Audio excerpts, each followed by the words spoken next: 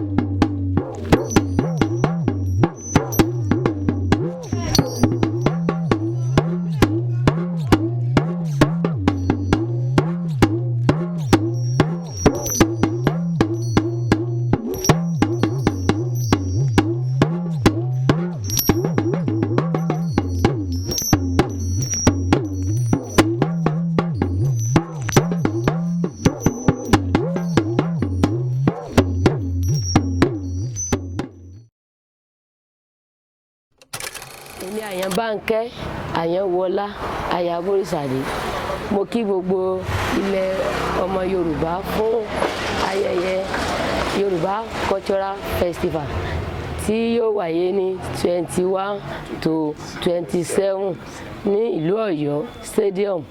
Ẹ tí rí nǹkan kan, ẹ pàdé mi níbẹ̀.